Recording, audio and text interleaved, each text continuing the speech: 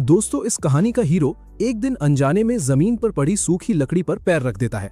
लकड़ी टूट जाती है और अचानक उसका अजीब सिस्टम अनाउंस करता है कि उसने एक भयंकर ड्रैगन की पेटी बना दी है।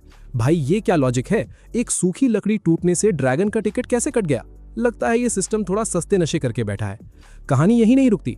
इस लड़के ने एक आम से कॉकरोच को अपने हाथ के पिछले हिस्से से हल्का सा थप्पड़ मारकर पैक कर दिया। बदले में उसे एक तगड़ी डिवाइन स्किल मिल गई जिसका नाम था इमॉर्टल बॉडी।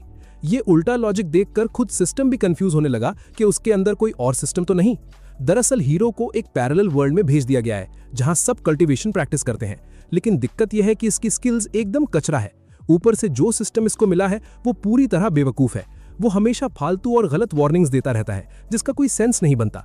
एक दिन जब हीरो आराम से अपनी नींद पूरी कर रहा था, अचानक उसके दिमाग में सिस्टम की एक गूंजती हुई आवाज आई। सिस्टम ने वार्निंग दी कि उसने एक नए किंग रैंक बीस्ट का पता लगाया है जिसका भयंकर नाम इमॉर्टल किंग ज़ेन है। सिस्टम वहां परेशान होकर चिल्लाने लगा कि भागने का कोई टाइम नहीं बचा है, इसलिए तुरंत अपनी आखिरी वसीयत लिख लो। हीरो आंख मलते हुए नींद से उठा और फर्श पर देखा। वहां सामने बस एक आम सा कॉकरोच बैठा था। वो थोड़ा बड़ा और बदसूरत जरूर था, लेकिन हीरो के जूते के सोल से ज्यादा भारी नहीं था। भाई, यहाँ पे तो पूरा सिस्टम ही हैंग हो गया।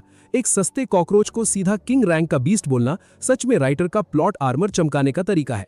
बिना वक्त बर्बाद किए हीरो ने अपना जूता उठाया और उस कॉकरोच को कुचलकर उसकी वहीं पर आसानी से पेटी बना दी।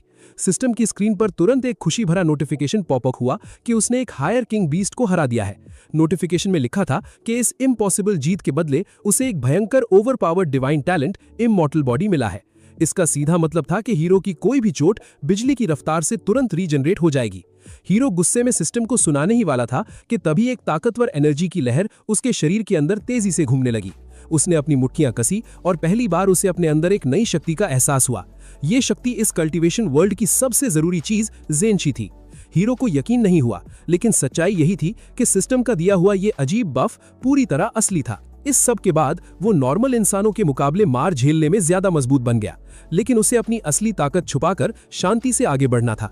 इसलिए हीरो ने चुपचाप एक बड़ी लाइब्रेरी में गुप्त मार्शल आर्ट्स मैनुअल्स की निगरानी करने वाले मामूली सिक्योरिटी गार्ड की नौकरी कर ली।